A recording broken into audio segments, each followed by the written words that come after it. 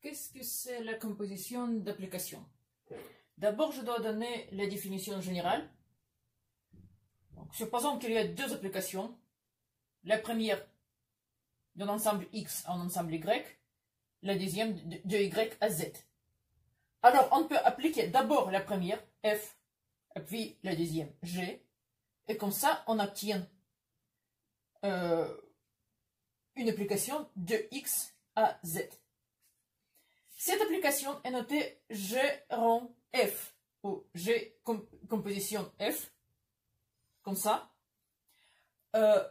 Attention, on écrit l'application qui est appliquée la première à droite. Donc, on lit de droite à gauche.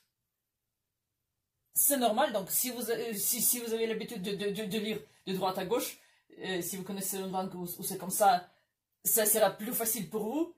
Pour les autres, il faut juste retenir cette information. Si c'est écrit G rond F de X, ça veut dire qu'on prend G de F de X. C'est-à-dire, s'il y a trois ensembles différents, normalement, on prend un élément X, on applique F, on obtient F de X, on applique G, et on obtient l'élément G de F de X. Ça, c'est la nouvelle application qu'on va étudier. Je donne un exemple d'une application, de deux applications linéaires et leur composition. Donc, la première application est de R2 à R3, définie par exemple comme ça. C'est un peu par hasard que je choisis cette application. La deuxième application est de R3 à R, définie par exemple comme ça. Et leur composition, G rond F de XY, c'est G de F de XY, c'est-à-dire G de ce vecteur, X moins Y, X plus Y, c'est-à-dire G, c'est juste la somme des coordonnées, X moins Y plus X plus Y. Ok, j'ai encore de l'espace. Et je peux dire que c'est 2X. Donc, la composition de ces deux applications, si on prend le vecteur XY, est égale tout simplement à 2X.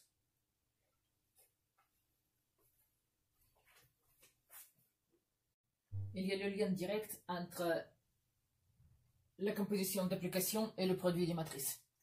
Donc, dans notre exemple, par exemple, la première application pouvait être écrite comme ça, une matrice fois le vecteur XY. La deuxième application pouvait être écrite comme ça, le vecteur 1 en 1 fois le vecteur XYZ. C'est une matrice aussi, à une ligne et trois colonnes. Donc, ici on considère que la première colonne, la colonne de X, une fois X, 0 fois X. La deuxième colonne est la colonne de Y, donc le produit est fait comme ça. Autant de fois X plus autant de fois Y, quelque chose fois X plus quelque chose fois Y, quelque chose fois X plus quelque chose fois Y. C'est ça qu'on obtient ici. Donc pour G, c'est la même chose. Une fois X plus une fois Y plus une fois Z. Comme ça. Et quand on prend la composition des deux applications, on peut prendre d'abord F, puis G du résultat. Donc, ça, la nouvelle application peut être exprimée comme le produit des deux matrices fois le vecteur initial. Donc, on doit définir le produit des matrices tellement que le produit de ces deux matrices est égal à ça. 2 fois X plus 0 fois Y.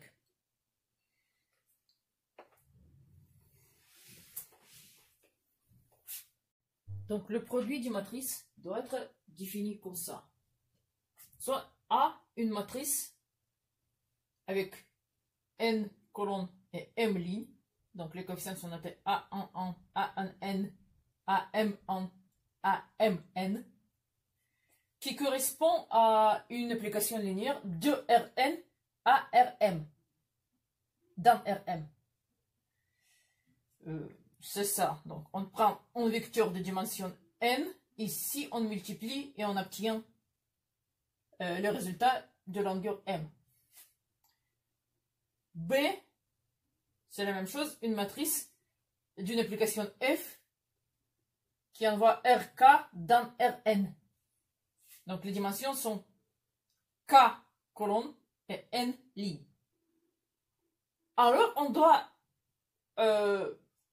définir le produit de ces deux matrices comme la matrice qui correspond à la composition des applications. G rond F, c'est-à-dire ça doit être une matrice à K colonnes et M lignes. K colonnes, M lignes.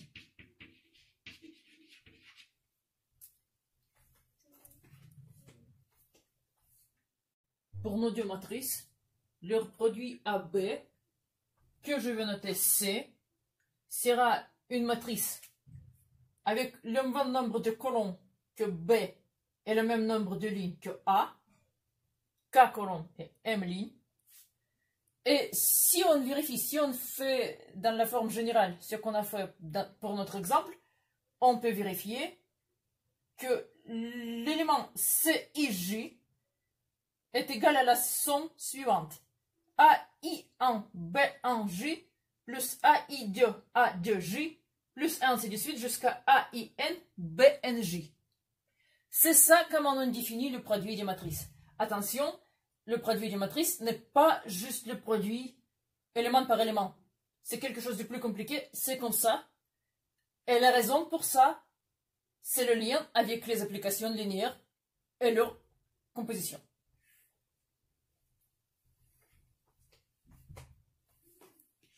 Je répète que le produit des matrices est bien défini si la première matrice est une matrice à m lignes et n colonnes, c'est ça ce qui veut dire cette notation, sur R avec des coefficients réels. La deuxième matrice doit avoir n lignes et k colonnes, et alors leur produit aura m lignes et k colonnes. Donc, ce n'est pas toujours que le produit des matrices est défini, c'est sous cette condition. En particulier, la multiplication des matrices n'est pas commutative. AB n'est pas égal à BA. C'est important. En plus, dans le cas général, si AB est défini, BA n'est pas obligé d'être défini. Si M et K sont différents, si M n'est pas égal à K, BA ne sera pas défini si A et B est défini. Attention, faites attention tout le temps, le produit des matrices n'est pas défini, n'est pas commutatif, et c'est même pas évident, c'est pas toujours vrai que si AB est bien défini, alors A est bien défini. Non, c'est faux.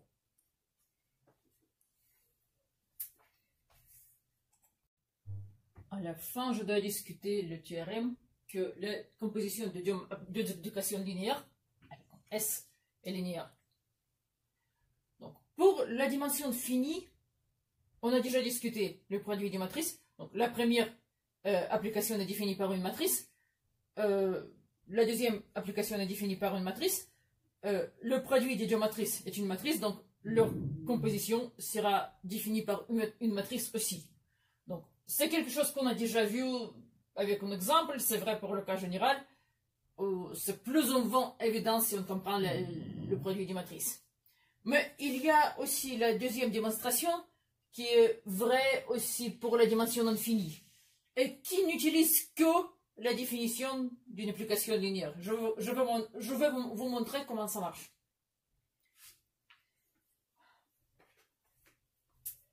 C'est la démonstration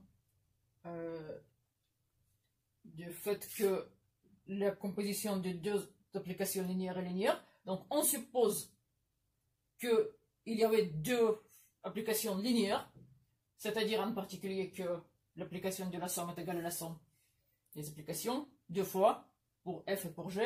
Et maintenant, nous prenons g, composition f d'une somme x plus y. Alors ça c'est G de f de x plus x',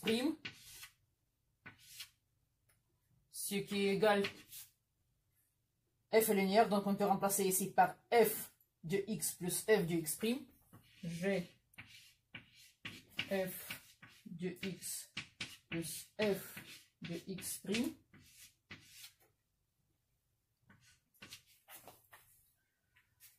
C'est une somme des deux valeurs.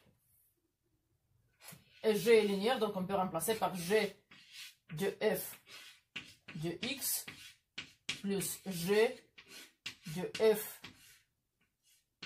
de x'. C'est-à-dire G rond f de x plus G de f de x'. Nous voyons que G de f d'une somme, pardon, il y a en parenthèse ici une, G de f d'une somme est égal à la somme des valeurs. Donc cette condition de linéarité est vraie.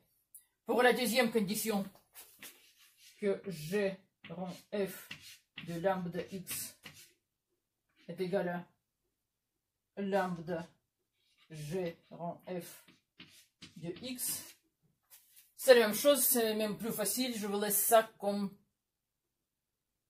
un exercice. Donc c'est ça la démonstration générale, valable pour tous les espaces vectoriels, que la somme des deux applications linéaires, pardon, la composition des deux applications linéaires est linéaire.